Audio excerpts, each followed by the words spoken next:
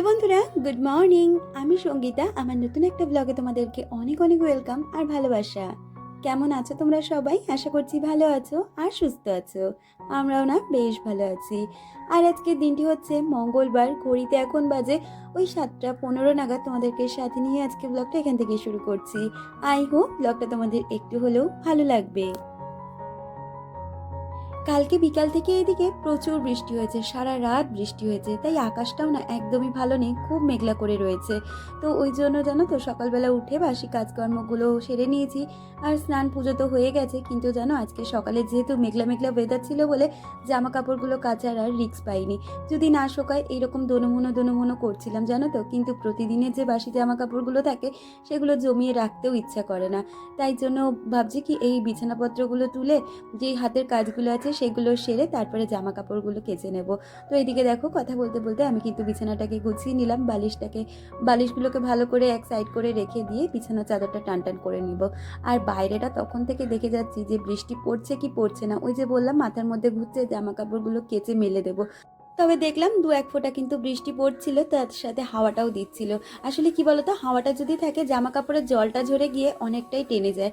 তো এই জন্যই দোনমনো করছি, দেখি জামা কাপড়গুলো ধুয়ে তো দিতেই হবে। আর এদিকে কথা বলতে বলতে বিছানার চাদরটাকেও সুন্দরভাবে ঝেড়ে নিয়েছি, আর তারপরেই চলে যাব ওই ঘরটা পরিষ্কার করে নিতে। আর তারপরেই যেমনটা বললাম যে কাঁচা ধোয়াটা মাথার মধ্যে তখন থেকে ঘুরছে, সেটা কখন করব। একটু সময় নিচ্ছি, যদি আকাশটা পরিষ্কার হয়ে যায় তাহলে তো কেচে ধুয়ে দিলে আমার জামা কাপড়গুলো শুকিয়ে যাবে। কিন্তু কেচে ধুয়ে তো দিয়েছিলাম ঠিকই, আকাশ কিন্তু পরিষ্কার নয়। আমি তুলেও নিয়েছি একবার, জানো তো প্রচুর বৃষ্টি হচ্ছিল, তখন জামা কাপড়গুলো তুলে আবার ঘরে মেলেছি। তবে বেলা যত গেছে তারপরে ধীরে ধীরে কিন্তু রোদ উঠেছে, আর জামা কাপড়গুলো ধুয়ে দেওয়াটা আমার সার্থক হয়েছে, সমস্তটাই শুকিয়ে গেছিলো। আর এদিকে বেশ কয়েকটা কালকের জামা কাপড় ছিল যেগুলো বিকেলবেলা তো তুলেছিলাম, কিন্তু সেগুলো আর ভাঁজ করা হয়ে ওঠেনি। তাই এখনই সেগুলোকে ভাঁজ করে নিয়ে তারপরে ঘরটা ভালো করে পরিষ্কার করে নেব, বিছানাটা পরিষ্কার করে সোফাটাকেও সুন্দরভাবে পরিষ্কার করে জামা কাপড়গুলো গুছিয়ে রাখবো। আমাকে রাধা গোবিন্দ চ্যানেল থেকে দিদিভাই কমেন্ট করেছে, দিদিভাই লিখেছে খুব ভালো লাগলো বন্ধু, থ্যাংক ইউ সো মাচ দিদিভাই, এইভাবেই তুমি আমার পাশে থেকো। আর ডালিয়া আমাকে কমেন্ট করেছে, সে লিখেছে ভিডিওটা খুব ভালো লাগলো, পুরো ভিডিওটা দেখে নিলাম, আপনার গ্যাস ওভেনটা পুরো আমার মতনই। তাই আমারও মানে এই গ্যাস ওভেনটা জানো তো আমি অনেক দিন আগেই ফ্লিপকার্ট থেকে কিনেছিলাম, অনেকটাই অফারে পেয়েছিলাম। আর গ্যাস ওভেনটা বেশ ভালো। আমি 3 বার্নার গ্যাস ওভেন ইউজ করতে চাই না, কারণ আমার শাশুড়ি মা বা আমার ননদ বলেন কি যে 3 চুলা ব্যবহার করা উচিত নয়, যার জন্য আমি এই 2 বার্নারটাই কিনেছি। আর এটা কিন্তু বেশ ভালোই। আর সে সময় একটু অফারেও পেয়ে গেছিলাম। প্রায় 2.5 থেকে 3 বছর তো হতেই যে আমার গ্যাস ওভেনটার বয়স, এখনও কিন্তু আমার সাথে ভালোই স্বাদ দিচ্ছে। আর কি বলতো, আমার শাশুড়ি মায়ের গ্যাস ওভেন ছিল স্টিলের, যেগুলো হয় সেগুলো কিন্তু মানুষ তো দিনে দিন আপগ্রেড হয়, তাই আমারও খুব ইচ্ছে ছিল একটা এরকম মানে এই ব্ল্যাক কালারের গ্যাস ওভেন নেবো। তো এটা নিয়েছিলাম, অফারে পেয়ে গেছিলাম বলে। তো যাই হোক, কথা বলতে বলতে দেখো এখন এদিকে জামা কাপড়গুলোও গুছিয়ে নিচ্ছি। এদিকে বেশিরভাগ এই গামছা বা টুকটাক যে জামা কাপড়গুলো থাকে সেগুলোকেই মানে অগোছালো হয়ে থাকে, সেগুলোকে এখন গুছিয়ে নিচ্ছি, আর তারপরে সোফাটাকেও গুছিয়ে নেব। আর রিয়া অধিকারী আমাকে কমেন্ট করেছিল, সে লিখেছিল তোমার মেয়ে কোথায়, দেখি না অনেক দিন। আমার মেয়ে আছে গো বাড়িতে, ওর আসলে পরীক্ষা চলছে, এই তো 1 তারিখ থেকে পরীক্ষাটা শুরু হলো। তো তার জন্যই প্রিপারেশান নিচ্ছে। আর তোজো আছে, সবাই বাড়িতেই আছে। সবাইকে সবসময় ক্যামেরা দেখিয়ে ওঠা হয়ে ওঠে না, তবুও তোজো যেহেতু ছোট্ট মানুষ মাঝে মধ্যে ক্যামেরার মধ্যে চলে আসে। আর ও যেহেতু একটু বড় হয়ে গেছে, ও ক্যামেরার পিছনে থাকাটাই বেশি পছন্দ করে। আর এই বিছানা চাদরটা 2 দিন আগেই কিন্তু পেতেছিলাম, মানে চেঞ্জ করেছিলাম, আবারও আজকে চেঞ্জ করতে হলো। আসলে কালকে বিকালবেলা যখন আমরা চা খাচ্ছিলাম তোজো না এখানে হরলিক্স ফেলে দিয়েছিল। আর তারপরে যেহেতু বাপের বাড়ি চলে গেছিলাম, তাই ভেবেই রেখেছিলাম যে আজকে বিকেলে আর এই কাজটা করব না, সকালে যখন ঘরটা গুছাবো তখনই বিছানা চাদরটা চেঞ্জ করে নেব।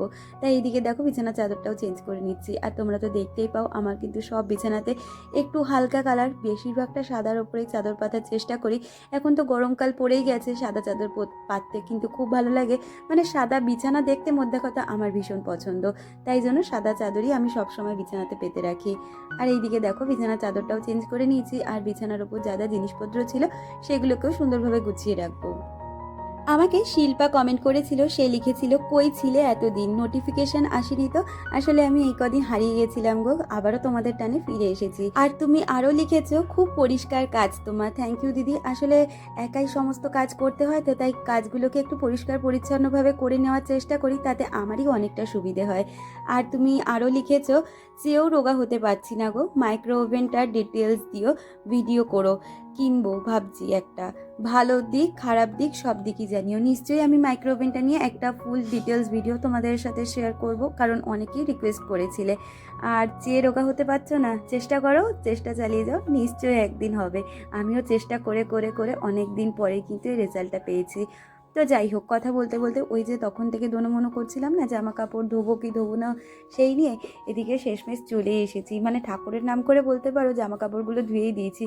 কি বলো তো, প্রতিদিন এত এত জামা কাপড় থাকে, আমার জামা কাপড়, হাজব্যান্ডের জামা কাপড়, তোজো দুষ্টু, তারপরে তো চাদর টাদর রয়েছে, এগুলো ডেলি কাটটা ডেলি না কাচলে না আমার অনেক জামা কাপড় জমে যায়। আর তারপরে কি বলো তো, পরের দিন যদি আমি জমিয়ে কাচতে যাই, সেক্ষেত্রে আমার দড়িতেও মেলার জায়গা থাকে না, আর সেগুলো কাচতেও আমার ভীষণ অসুবিধে হয়। এই যে এগুলো যে কেচে দিয়ে মেলে দিয়েছিলাম, তারপরে জানো তো হালকা করে হলেও আকাশটা পরিষ্কার হয়েছিল, কিন্তু ওই 10টা-11টার পর থেকে না আবার বৃষ্টি শুরু হয়েছে। কি করব, যতটা টেনে গেছিলো তারপর আবার ঘরেই তুলে মেলে দিয়েছিলাম। আর রিয়া আমাকে কমেন্ট করেছিল, সে লিখেছিল পটল পোস্তটা দেখে ইচ্ছে করছে খেতে, চলে আসো রিয়া, নিশ্চয়ই খাওয়াবো একদিন। খুব ভালো লাগলো ভিডিওটা, থ্যাংক ইউ রিয়া। আর এদিকে দেখো, গল্প করতে করতে আমি কিন্তু একের পর এক কাজগুলো সেরে নিচ্ছি। এই দেখো, আকাশটা কিন্তু খুব যে পরিষ্কার সেটা বলবো না, হালকা মেঘলা ছিল, কিন্তু হাওয়াও দিচ্ছিল বেশ, তাই মানে সাহস করে জামা কাপড়গুলো মেলে দিয়েছি। আর কি জানো তো, তোমরা আমার অনেক ভালো বন্ধু আছো, অনেক শুভাকাঙ্ক্ষী আছো, যারা প্রতিনিয়ত আমার খবর নাও, আমার কাজগুলোকে তোমরা পছন্দ করো, আমাকে পছন্দ করো, কিন্তু কিছু ভালোর মধ্যে খারাপ মানুষ তো থেকে যায়, তাই না? আমাকে একজন কমেন্ট করেছে, তার নাম হচ্ছে রাখি মল্লিক, সে আমাকে অনেক বড় একটা কমেন্ট করেছে। সে আমাকে বলেছে, তুমি যে সংসার নিয়ে জ্ঞান দাও এটা তোমার পক্ষে সাজে না। জানি আমার থেকে তোমার হয়তো অনেক এক্সপিরিয়েন্স বেশি, তাই তোমার জ্ঞানটা প্রয়োজন পড়ে না, কিন্তু আমি যেভাবে আমার সংসারটাকে চালাই সেটাই আমি তোমাদের সাথে শেয়ার করার চেষ্টা করি। তুমি এও বলেছো তুমি সংসারের মঙ্গলের জন্য এত কিছু করছো, স্বামীর মঙ্গলের জন্য কি করছো? দেখো, স্বামীর মঙ্গলের জন্য তুমি যে বলেছো আমি শাখাপলা বা সিঁদুর পরি না, সেটা বড় কথা না। স্বামীর মঙ্গল চাইতে গেলে কি শাখাপলা সিঁদুর মানে লম্বা করে সিঁদুর পরেই কি স্বামীর মঙ্গল চাওয়া যায়? সেটা হচ্ছে মনের ব্যাপার।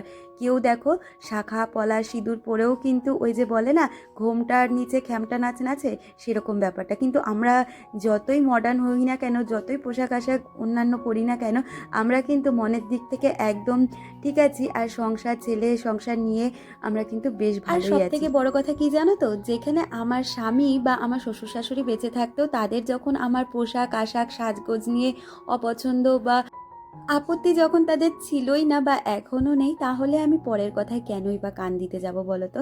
তবে হ্যাঁ, আমার অনেক বন্ধুরাই বলে, দিদি তুমি শুধু পলা পরে রয়েছো, তুমি তো শাখা পলা সমস্তটাই পরো।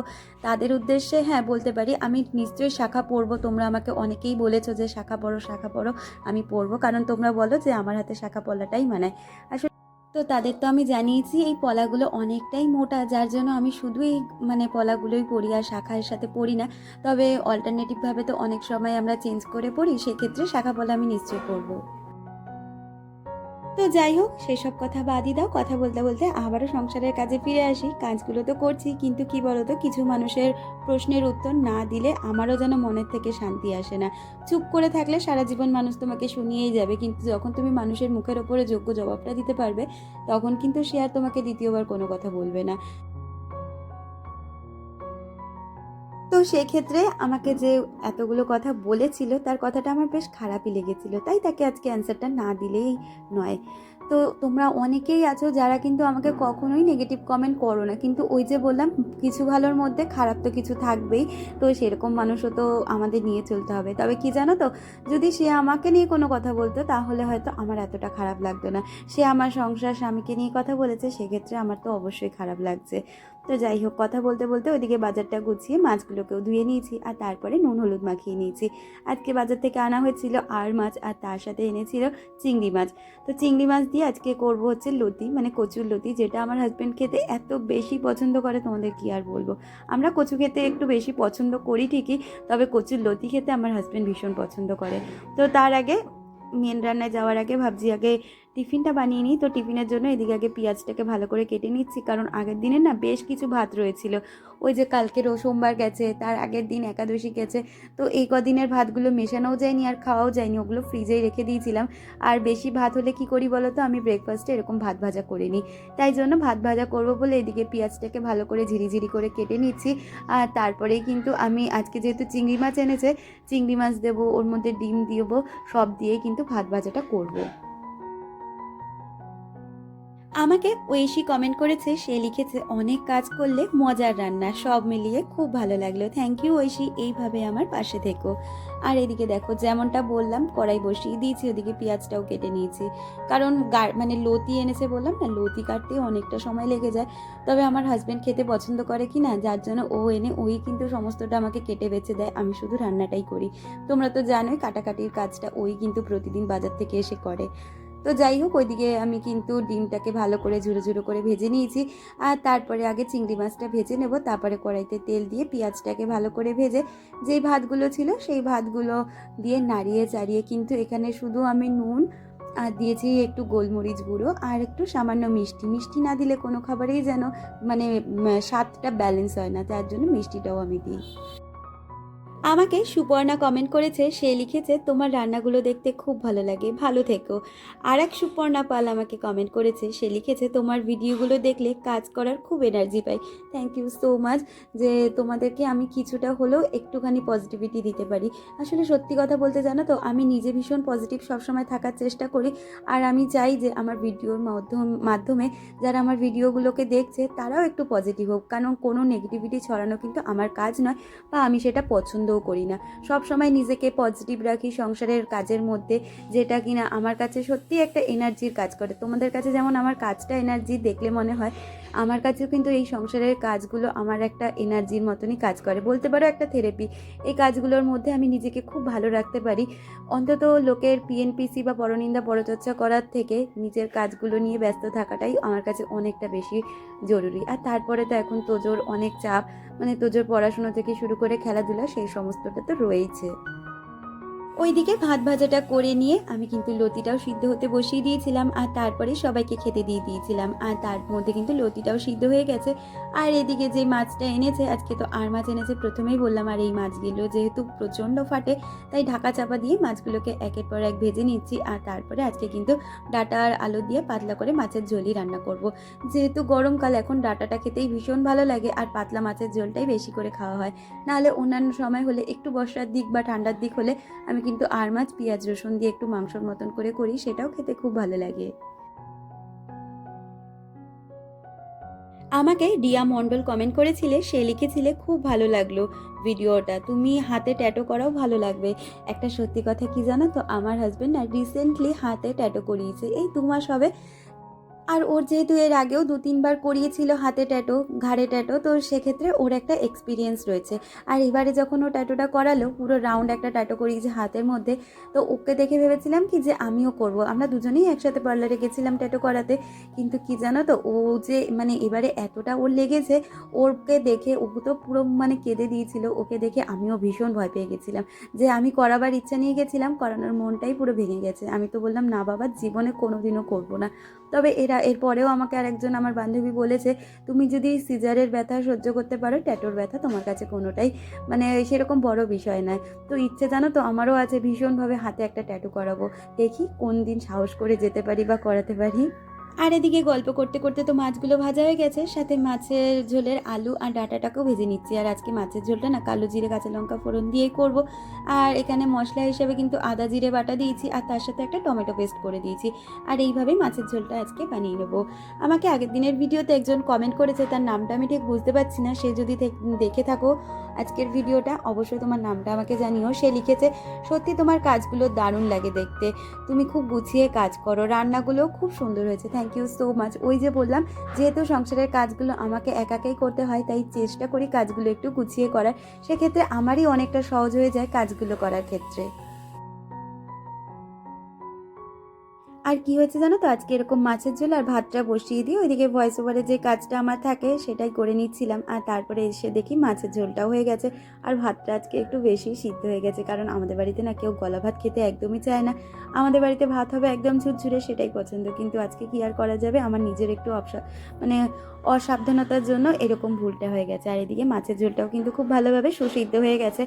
আর মাছের ঝোলটা নামিয়ে ওইদিকে দেখলাম কি যে ঝমঝম করে বৃষ্টি পড়ছে। তো যখন ভয়েস ওভার দিচ্ছিলাম তার মধ্যে বৃষ্টিটা হয়ে যাচ্ছিলো, তো তখন জামা কাপড়গুলো জাস্ট তুলে রেখেছিলাম, কারণ যেই কাজটা নিয়ে আমি শুরু করার চেষ্টা করি সেটা কমপ্লিট না করা পর্যন্ত আমার যেন কোনো শান্তি হয় না। তো ওইদিকে জামা কাপড়গুলো রয়েছে, ওগুলো এরপরে মেলে দেবো, কিন্তু তার আগে মাছের ঝোলটা নামিয়ে আমি কিন্তু লতিটাও বসিয়ে নিচ্ছি। আগে চিংড়ি মাছগুলোকে ভালো করে ভেজে নেব, আর তারপরে ভালো করে বেশ কিছুটা পরিমাণে তেল দেবো কড়াইয়ের মধ্যে, কালো জিরে ফোড়ন দিয়ে শুকনো লঙ্কা ফোড়ন দেবো, আর তার মধ্যে দেবো বেশ কিছুটা পরিমাণে পেঁয়াজ আর খুব বেশি পরিমাণে রসুন কুচি, যেটাই কিন্তু লতি ভাজাতে বেশ একটা ভালো ফ্লেভার দেয় আর খেতেও দারুণ লাগে। আমি তো লতিটা এরকম করেই রান্না করি, আর আমার হাজব্যান্ড ওই যে বললাম ভীষণ পছন্দ করে কচুর লতি খেতে। তাহলে চলো বাকি রান্নাটা সারতে সারতে আমার সুন্দর কয়েকজন বন্ধুদের নাম নেওয়া যাক।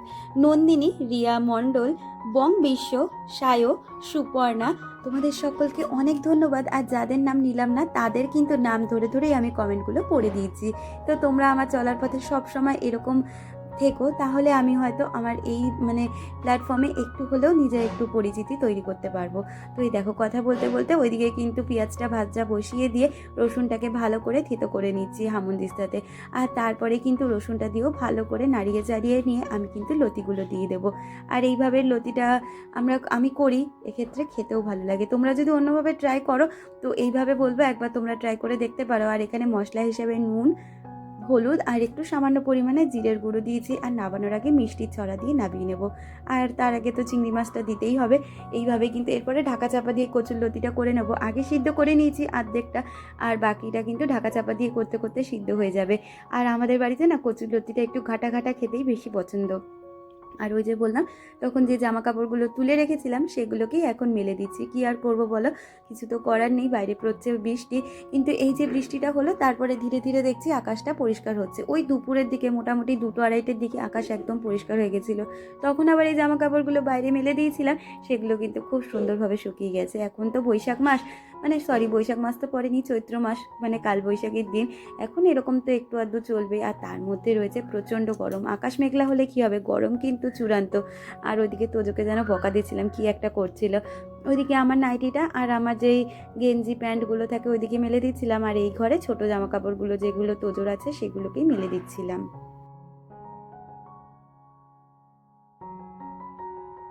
আসলে প্রতিদিনের সংসারের কাজগুলো যেহেতু আমাকে একার হাতেই করতে হয়, তাই চেষ্টা করি প্রতিদিনের কাজগুলোকে নিজের মতন গুছিয়ে স্টেপ বাই স্টেপ করার। এক্ষেত্রে কী হয় বলো তো, কাজগুলো একটা নির্দিষ্ট সময়ের মধ্যে হয়েও যায়, আর আমারও অনেকটা কাজের ক্ষেত্রে সুবিধা হয়। সাথে আমিও কিন্তু নিজের জন্য একটু হলেও সময় বার করতে পারি। নিজের জন্য তো সময় বার করতেই হবে, সাথে ভিডিওর কাজের জন্য বা ভিডিও এডিটিংয়ের জন্য এই সময়টুকু তো আমাকে দিতেই হবে। তো এই দেখো কথা বলতে বলতে কচুর লতিটাও আমার কিন্তু হয়ে গেছে। সাথে এখন রান্নাঘরটা প্রতিদিনের মতন হালকাভাবে পরিষ্কার করে নিচ্ছি। যেহেতু খুব একটা বেশি রান্নাবান্না ছিল না, কিন্তু প্রতিদিন আমি রান্নার পরে যখনই আমি রান্না করি না কেন, সকালে হোক বা রাত্রিবেলা, আমি কিন্তু রান্নাঘরটা পরিষ্কার পরিচ্ছন্ন রাখার চেষ্টা করি।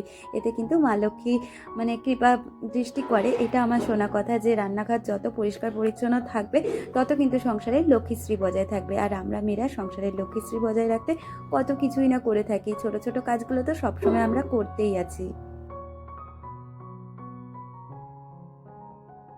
আর এই কাজবাজগুলো সারার পরে যেই সময়টা পাই, তো সেই সময়তে কিন্তু আমি ভিডিও এডিটিং বা ভিডিও আপলোড এই কাজগুলো করি। তারপরে লাঞ্চ সেরে নিয়েছিলাম। আর এই যে আগের দিনের ভিডিওতে বলেছিলাম না যে বাপের বাড়ি গেছিলাম, সেই ব্লগটা তো তোমাদের সাথে শেয়ার করা হয়নি, কারণ অনেকটাই বড় হয়ে গেছিলো ভিডিওটা। তো বিকালবেলা উঠে বেশ কিছু কাজকর্ম ছিল, যেমন জামা কাপড় গোছগাছ বা সন্ধ্যে দেওয়া, সেগুলো করে এদিকে কিন্তু আমি একটু দুধ চা করে নিচ্ছিলাম। যেহেতু ঠান্ডা ওয়েদার ছিল তাই একটু দুধ চা খেতে ইচ্ছা করছিল, এদিকে সেই কারণে দুধ চাটা করে নিচ্ছিলাম। আর যেহেতু আমাদের এবারে চা পাতাটা এনেছে পাতা চা লিকার খাওয়ার জন্য, লিকার চা খাওয়ার জন্য, তার জন্য কিন্তু একটুও ভালো চায়ের কালারটা আসেনি। তো যাই হোক, আর তাছাড়া আমি দুধ চাটা খুব একটা ভালো করতেও পারি না, দুধ চাটা ভালো করে আমাদের দুষ্টু। তো ও ওইদিকে পড়াশুনো করছিল বলে আমি কিন্তু চাটা করে নিচ্ছিলাম। আর চাটা খেয়ে ওদিকে দুষ্টুর আবার আজকে বিকালে পড়া রয়েছে, ওকে পড়তে দিয়ে আমি তোজো আর হাজব্যান্ড একটু ওই যে বললাম বাপের বাড়ি যাব। তো সেইখানে আর কিছু শেয়ার করা হয়নি, কারণ অনেক দিন পর বাপের বাড়ি গেছি, বাবার সাথে কথা বলতে বলতে একদম সময় কেটে গেছে। এই দেখো রেডি হয়ে গেছি চা টা খেয়ে, আর তারপরে বেরিয়ে পড়েছিলাম বাপের বাড়ির উদ্দেশ্যে। গিয়ে বাবার সাথে একটু গল্প গুজব করলাম, আর যেই দরকারে গেছিলাম সেটা মিটিয়েও চলে এসেছি। আর আসার পথে মিষ্টির দোকানে দেখলাম এরকম বেকড রসগোল্লা উঠেছে, আমাদের ইছাপুরের দোকানে, সেখান থেকে নিয়ে এসেছি। তাহলে বন্ধুরা আজকের ভিডিওটা এই পর্যন্তই রাখছি।